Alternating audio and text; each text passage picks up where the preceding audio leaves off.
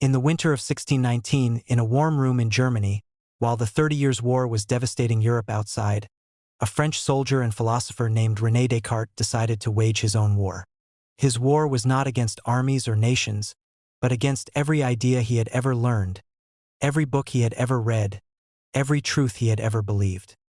He decided to demolish the entire edifice of his knowledge, stone by stone, until he reached a single foundation, a single truth that could never be doubted, upon which he would build everything anew. Welcome to Cogitoski. Grab your coffee, and let's begin our quiet, useful, and enjoyable journey together. Today, we will delve into the mind of Descartes. We will accompany him on his astonishing journey of methodical doubt to discover how his immortal phrase, "I think, therefore I am," was not just a slogan, but the very point at which modern philosophy was born. To understand Descartes' revolution, we must understand the world he was fighting against. Descartes lived at the end of the Renaissance, an era marked by profound skepticism. The old certainties that had prevailed for over 1,000 years had collapsed. On a religious level, the great schism between Catholics and Protestants showed that even the most sacred texts could be interpreted in contradictory ways. On a scientific level, the discoveries of Copernicus and Galileo proved that the Earth was not the center of the universe, and that much of what Aristotle and the Church had said about the natural world was wrong. On a philosophical level, the rediscovery of the writings of the ancient Greek skeptics spread the idea that perhaps we can know nothing for certain. Descartes, who had received the best education of his time, felt that everything he had learned was built on crumbling foundations. Knowledge was like a city with crooked streets and haphazard buildings, built over centuries without a plan. Descartes wanted to be an intellectual architect, to tear down the old city completely and build a new one based on reason and logic, with straight streets and solid buildings. And here he devised his ultimate weapon, methodical doubt.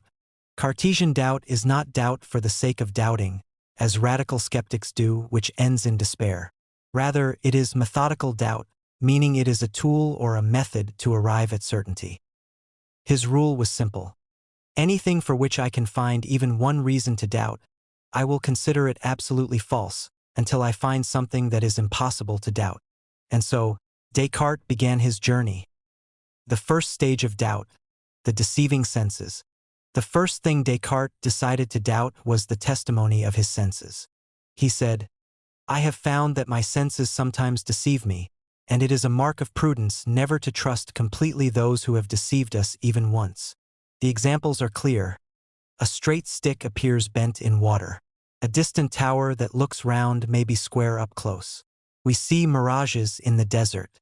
Therefore, the senses cannot be trusted as a source of certain knowledge. The external world I see, hear, and touch might be completely different from what my senses tell me. The result, all knowledge based on sensory experience was demolished. The second stage of doubt, the dream argument. But Descartes thought, all right, even if my senses deceive me in the details, I cannot doubt that I am sitting here now, before this fire, wearing this robe. This is a very vivid experience. Then, a more radical idea occurred to him. How many times have I dreamt in my sleep that I was in this very place, sitting here, when in fact I was naked in my bed? There are no certain marks by which I can distinguish wakefulness from sleep. Perhaps this entire life is just a long, detailed dream. Perhaps there is no external world at all. The result, even the existence of the immediate physical world was now in doubt.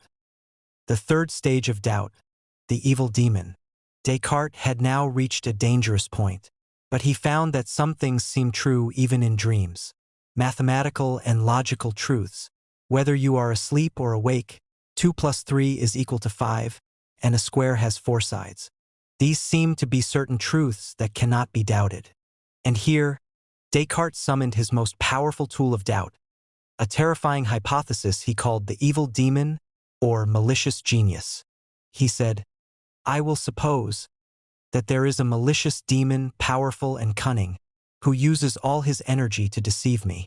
This demon might have made me believe that 2 + 3 is equal to 5, when in reality it is 6. He controls my mind and makes me fall into error every time I think, even about the clearest of matters. This hypothesis is a philosophical version of what we know today in films like The Matrix. What if your entire reality, including your mind and your logic, is just an illusion planted in you by a malicious external entity? The result? Even the certainty of mathematics and logic was demolished. Descartes had reached absolute zero. Nothing was certain. Not the external world, not his body, not even the rules of reason. The Archimedean point, I think, therefore I am, the cogito. In the midst of this devastating doubt, at the bottom of the pit of nihilism, Descartes found what he was looking for. He found one truth that not even the evil demon could make him doubt. Descartes noticed that every time he doubts, he is thinking. For the demon to deceive him, there must be an I that is being deceived.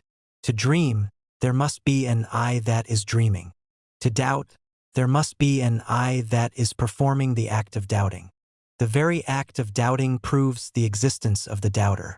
And here, Descartes uttered his immortal philosophical cry, cogito ergo sum, I think, therefore I am. This is not a normal logical argument like, all who think exist, I am thinking, therefore I exist. It is a direct and immediate intuition.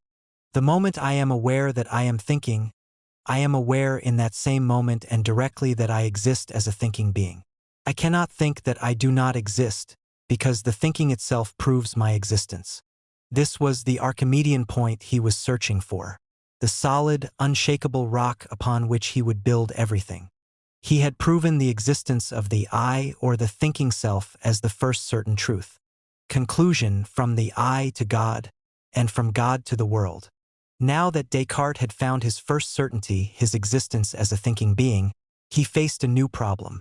He was still trapped inside his own mind. How could he prove the existence of anything else? How could he trust his senses or his reason, as long as the evil demon hypothesis still stood? Here, Descartes made a crucial move. He said, I exist as an imperfect being because I doubt and I am ignorant.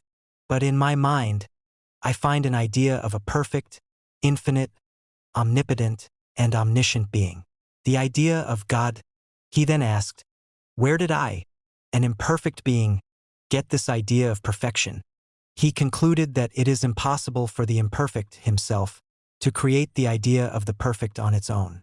This idea must have been placed in his mind by the perfect being himself. Therefore, the existence of the idea of God in our minds is in itself proof of God's existence.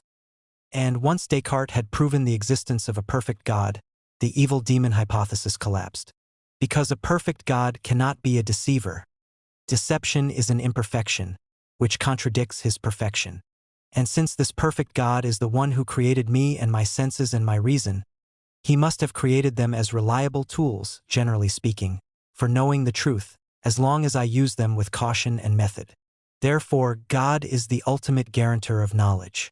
He is the bridge that Descartes crossed from the certainty of the I to the certainty of the external world and the reliability of reason. Thus, Descartes rebuilt the edifice of knowledge on new foundations.